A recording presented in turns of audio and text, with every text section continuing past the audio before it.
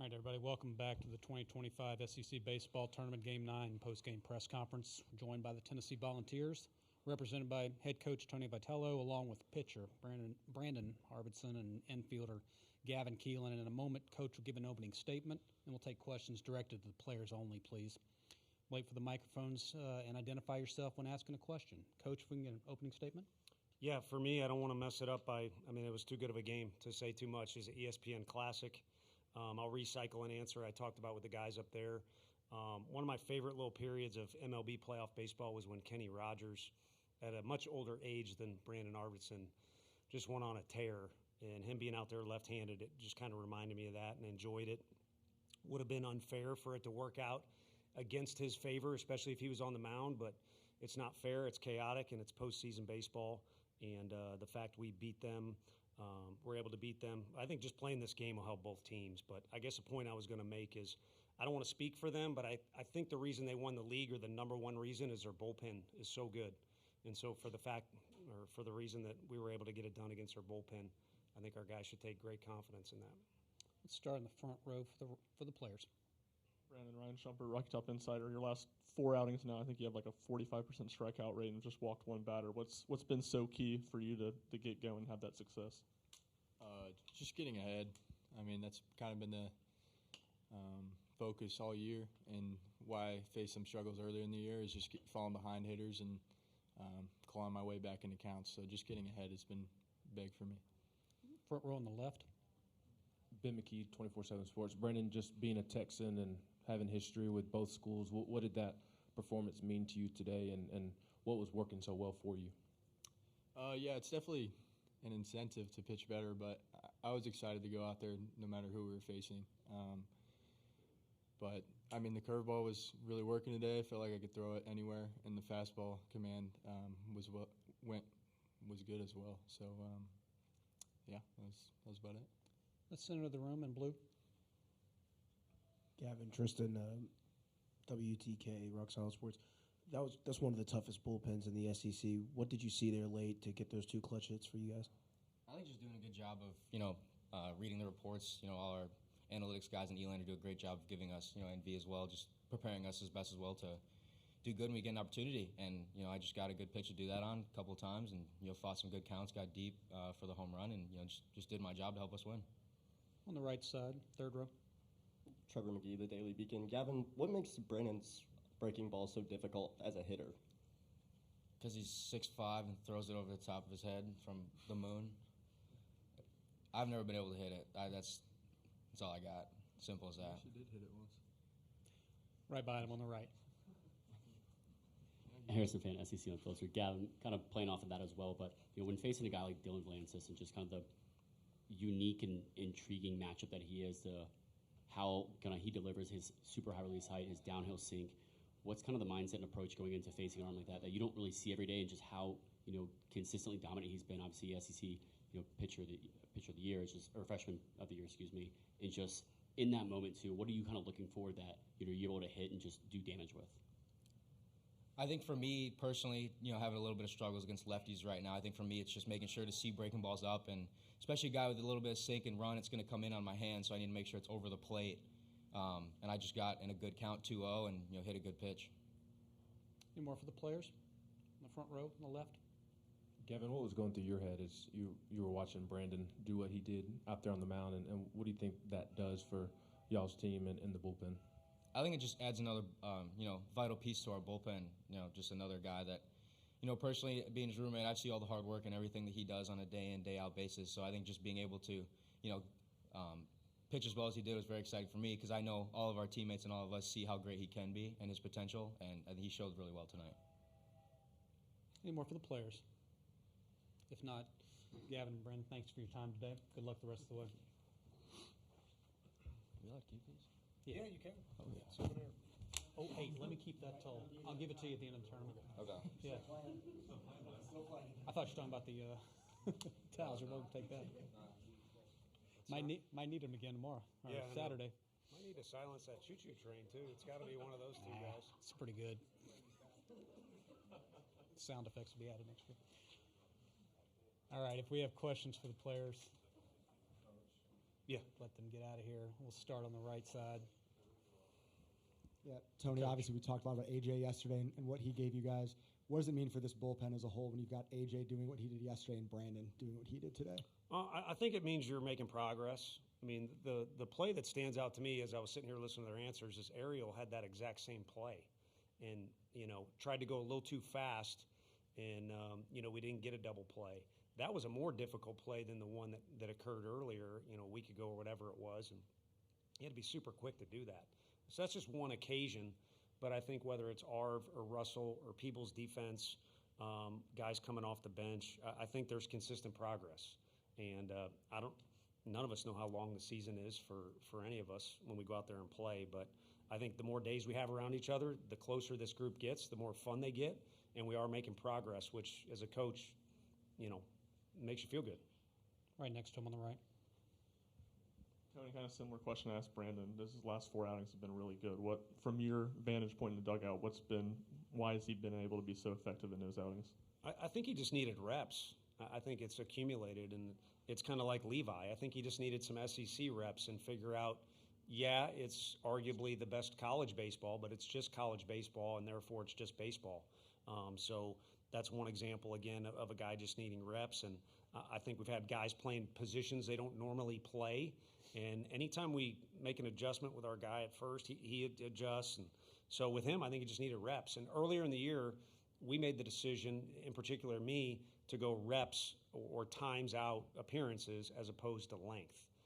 But today was a day where you kind of tell kids all the time, make me take you out of the lineup or make me travel you, make me play you, make me rip the ball out of your hand. And I would have got probably not just thrown out of our dugout, but probably hurt if I would have taken him out before some damage was done. And again, I'm glad that he was able to leave the park with a smile today because it was an epic effort. Front row on the left. Tony, another game where kind of resiliency is the theme, especially after those first couple of innings and then getting to their bullpen like you talked about. What did you see from your team today, and maybe what was the difference in the offense first half compared to second half? We played tremendous defense, helped keep us in the game all game long. Our pitchers obviously did a good job. We've been talking about Arv, but, he had a huge out yesterday, which is crazy to look back on, and then Deloy did that today. That was massive. And then Snead's got to come in a big-time pressure situation, but by now he's done that a million times. Sometimes it goes your way, sometimes it doesn't. So I think the offensive thing was a byproduct of just the team effort. The dugout was good, the pitching was good, the defense was good. So the hitting eventually kind of had to catch up. But it was a depressing first 4 innings, I won't lie. I think in Liam's defense, I think he just tried to make up for last weekend. He wanted to throw 2 shutouts in one game, which is impossible. He kind of even made some comments about that. So it'll be a good lesson learned to be under control the next time he's out. But again, Texas, Arkansas, these are great lineups. But I think our hitting just kind of caught up with the rest of what was going on. And you got to give Walker some credit. He was called upon and took advantage of it. Second row on the right. Coach, Matt Talby from World Baseball Network. What's it like to have a guy like Peebles be such a catalyst to your offense, especially having that 2-run single in the top of the 5th to get you guys on the board, and also just helping the pitching staff over 200 pitches today and 12 innings behind the dish? Yeah, he's another example. We got Stone a pinch hit at bat, but Coach Elander, who works with the catchers, is dying to see Stone out there. And then really push comes to shove. We're all dying to see Levi get reps so he gets better. But Cannon's our guy. He's older. He's got experience. He does a good job in all areas and has really improved defensively. But offensively, as you mentioned, he's another example. As the reps have piled up, there's less try too hard, less trying to dominate or anything crazy, and he's just kind of in there fighting a little bit. And when you do that, you can call it luck if you want. You can call it karma. He gets that cue shot hit, in a center field with 2 strikes. It's so huge as a byproduct of that competitiveness. On the third row on the right. Tony, what went into the decision to go with 3 straight lefties, and what makes each of their looks different? Well, I think in the one situation, if I'm not mistaken, they call him A-Rod. So Deloy came in with the potential of them bunting. Really good fielder. Obviously, he's a strike thrower for us, and wanted to see the whole thing through with Arv, but the game wouldn't stop. So that was just kind of a situational matchup. Liam was our guy. We adjusted the pitching for a particular reason. To me, it didn't work out at Arkansas, but it worked out overall because we were able to get him a little rest. He'd been a catalyst for us, and obviously he's got a big outing coming up. But in the middle there he didn't mention it. I was a little nervous coming to the ballpark today. He was signed to go there, and there were some changes, so we were able to have Brandon come to Tennessee, and we had a pact that he was guaranteed to pitch in this game. So I'm kind of glad Liam didn't throw a no-hitter or anything like that. And then once he was in the game, he did the rest. The competitiveness was off the charts. And again, like a lot of guys, more reps, there seems to be some improvement. On the right side, fourth row. Coach, as the defending champs, every team has been giving you their all season. So how did it feel to go up against Texas, someone who clearly has something to prove, making their statement this year for the first time in the SEC tournament? Yeah, no, I'm glad you said that. Come to Knoxville and inform some. It's a big deal to play Texas. It's always been a big deal. I went to school in Missouri. It's always a big deal. And our history of baseball pales in comparison to them or Arkansas. Jackie Bradley Jr.'s here. South Carolina won back-to-back. So we're not in the mix, but there seems to be a lot of noise surrounding our program, and some of it we bring on ourselves, which is fine. We at least want to be in the party, so if you can hear us or see us, that's a good thing. But every series, every play has been a big deal, and it's been a little bit of an adjustment for our guys. Some of the guys are new to that and don't understand it, and you got to navigate it. So that's our story. Who we play each time out, I haven't seen a lot of difference out of this team, to be honest with you, with who we're playing. It's either the vibe is good or it's not, and it's been very, very few. Now, there's been occasions, you guys know them. You can't blame it on the weather either. There's been a couple times where we haven't been ourselves. But I think today they were just enjoying another chance to be themselves and come to the park. It just so happened we were playing a phenomenal team. On the right side, fourth row. Harrison Fan, SEC Unfiltered. Coach, we know how talented this team is, top to bottom. We've seen the highs this year. We've seen the kind of struggles throughout the kind of course of the end of the year. But, what is flipping the switch like, from the regular season to the postseason with so much to play for, and, wanting to host at Lindsey Nelson, what that means for the Tennessee Volunteers, the players, the fans, everyone involved, and kind of getting hot at the right time throughout the postseason? How does that kind of, matter to you guys in the mindset going in? Yeah, I mean, the words are appropriate, like defending, like this. Neither of these two guys were here last year, and that now seems like an eternity ago. So I think this team is not defending but pursuing. And you mentioned some good things there, and there's good stuff going on here on the weekend and all that stuff. But I'm getting older, but I think I'm young enough and around these guys. I think what they're pursuing is just, again, to get better and come to the park every day. We really have not played our best baseball. And again, if you were at the park the first, 4 innings, you probably wanted me fired. So I don't know that we have found our best who goes where in the bullpen and who's, some other things, or just our best brand of baseball.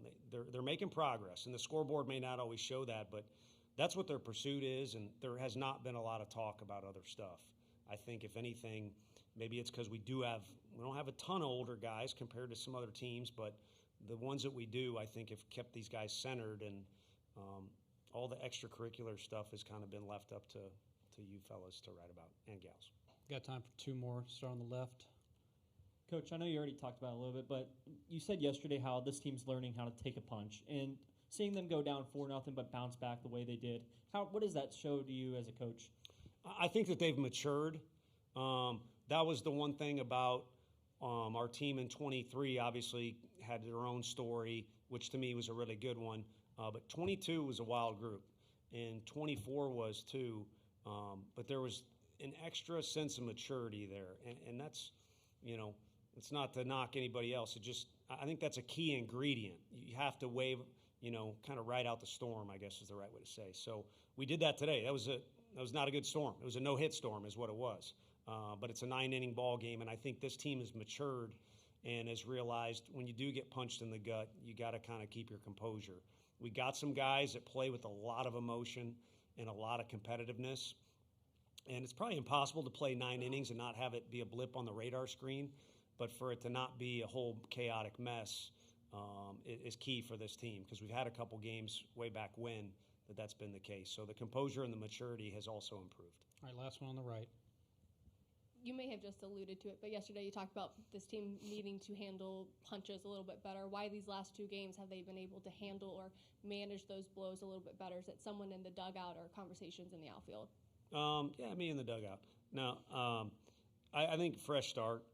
We kind of talked about it, like opening day in MLB baseball or opening day, or just a fresh start is key.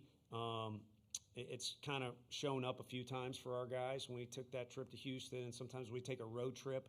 It's kind of a fresh start, and you see a little bit of new life out of our guys. So I think it's important for them to realize that and kind of use that to their advantage, that every day can be a fresh start, even if you're in the middle of something. And again, it's not about a guy clicking or other words, I think it's just about approaching each day the way that we know best, or the way that is our best version of ourselves. All right, Coach, congratulations. We'll see you again Saturday. Okay.